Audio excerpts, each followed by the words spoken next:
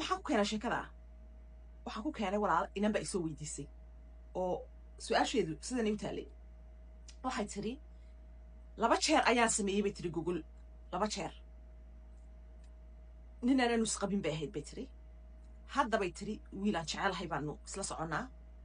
oo de inaynu isguursano ayaynu ku tala jirnaa mana oga bay tiri inaan laba jeer hore aan Google soo sameeyay waxaan ka baqanayaa bay tiri markaa inuu fahmo inaan Google hore u soo maray dabadeetana oo ma u sheegaa mise waa iska aamusaa ay su'aasheedu ahayd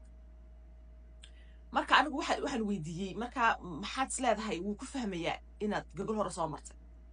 jawaabteedu waxay ahayd waxay tiri waxaan ka baqanayaa in oonade aanan dhiig arag marka ugu horeysan isku tagno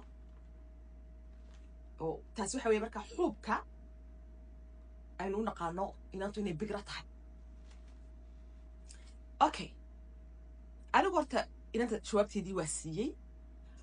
laakiin hadda waxaan jeclaystay markaa inaan aynu ka wada hadalno bal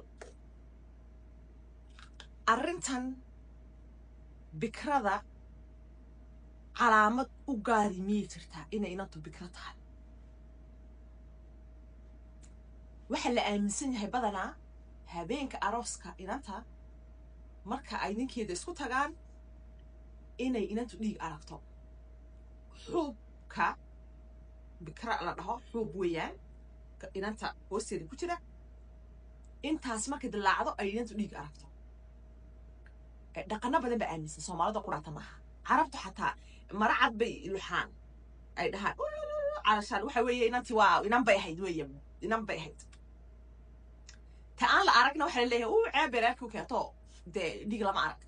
marka ceeb weeye carabtu waa iyagu de banaanka lagu dhigayaa mugta arrimaha inagoo Soomaalidaas ay ku dhaanaa wax banaan la isdhigaana ma jirto marka xuubka sid la dilaacinayaa dilaacaya dhiiga la arkayo caddayn ma u noqon karaysaa inay inantu bikra tahay marka idin lahayn inantu bikra ay tahay waxaan ka wadaa inay galmo hore soo sameyn xuubka ma ka wado